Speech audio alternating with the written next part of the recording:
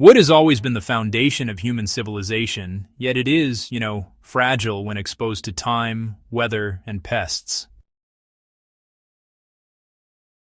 Across centuries, craftsmen discovered methods to preserve timber that are, honestly, remarkably effective even today. Long before chemical preservatives, they relied on natural substances and heat, techniques that combined practicality with ingenuity. From tar to charring to oils, these forgotten tricks allowed wooden ships to sail for decades, bridges to withstand floods, and homes to endure harsh winters. Understanding these methods is not just a historical curiosity. It is, in fact, a guide for anyone seeking to work with timber sustainably, restore heirloom structures, or craft durable survival tools. Today, we explore these preservation techniques, why they worked, and how you can apply them today. Why tar was one of the first and most effective preservatives. Tar, derived from pine and other resinous trees, was a mainstay of timber protection in coastal and northern regions. It created a thick, water-resistant coating that prevented moisture from penetrating the wood, while also deterring insects and fungal growth. Viking ships, for example, were treated with pine tar, allowing them to remain seaworthy for decades, despite constant exposure to water. Applying tar required care. Timber had to be dry and clean, and the coating was often applied in multiple layers, sometimes heated slightly to enhance penetration. Modern practitioners can replicate this by using natural pine tar on outdoor structures, tool handles, or fence posts, applying thin layers and allowing each to cure before the next, producing wood that is both durable and resistant to the elements. Now here's something fascinating. Charring timber actually created a long-lasting protective layer. Charring is another technique that, may seem kind of counterintuitive at first, yet it was widely used to preserve timber.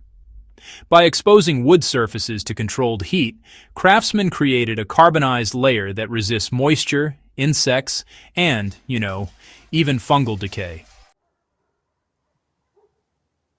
This method was employed in Japan's traditional architecture, known as shusugi-ban, and in Northern Europe for things like fencing and beams.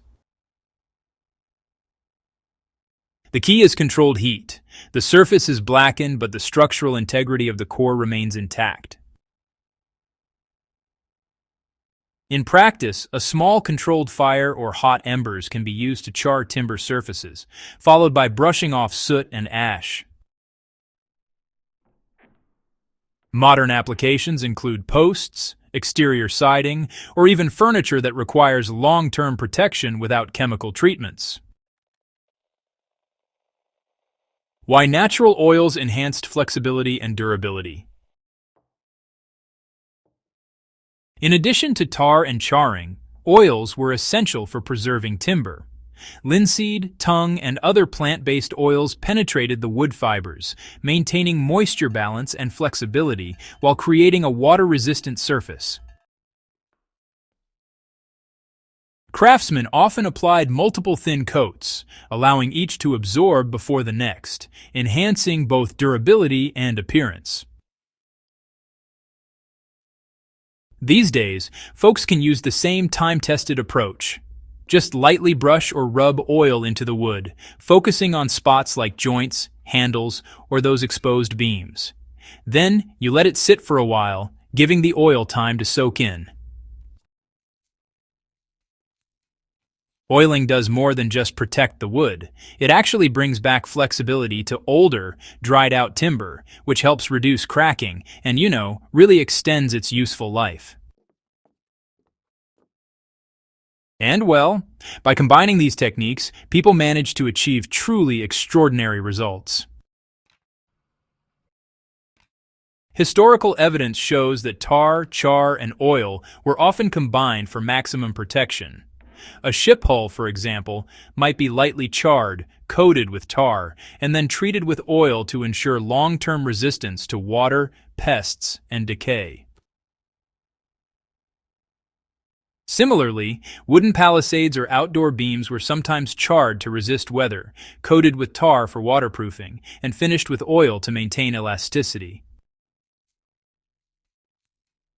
These layered approaches reflect a sophisticated understanding of material behavior, where each method reinforced the other. Today, enthusiasts can, adopt a similar strategy for outdoor timber, survival shelters, and heritage restoration, combining techniques based on the intended use and exposure of the wood. Why careful preparation was honestly essential to successful preservation. None of these methods work on poorly prepared timber. Craftsmen ensured logs were dry, cleaned, and free of rot or mold before applying tar, charring, or oil. In many cases, timber was air-dried for months or even years to stabilize moisture content. Historical builders understood that preparation was as critical as treatment. Improperly dried wood could warp, crack, or fail despite the best preservative. Modern practitioners should follow the same principle. Inspect wood for defects, season it appropriately, and apply preservation treatments methodically, checking for even coverage and absorption. It's kind of remarkable how these forgotten tricks still remain relevant for modern use, even with all the advancements we've seen over the years. Even today, chemical preservatives are not always accessible or sustainable, and timber can fail pretty quickly without proper care. By revisiting the natural methods our forefathers used, we gain tools that are low-tech, environmentally friendly, and, honestly, proven by centuries of practice. Whether you're restoring a barn, building an off-grid shelter, crafting outdoor furniture, or simply protecting tool handles, tar, char, and oil offer, practical and long-lasting protection. Layering these techniques and, observing the wood carefully allows modern builders to replicate the longevity of historical timber.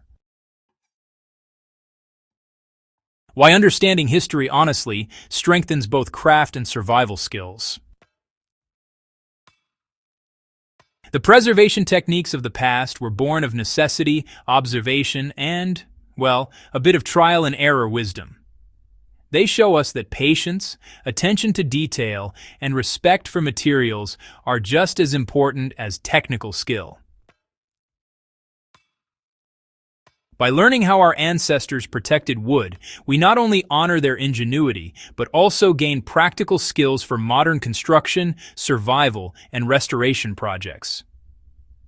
These forgotten tricks remain a bridge between history and practice, allowing us to apply centuries of knowledge to contemporary challenges. The legacy of preserved wood is a testament to human ingenuity, patience, and adaptability. By understanding and applying techniques like tar coating, surface charring, and natural oiling, we can create timber that stands the test of time, just as our forefathers did.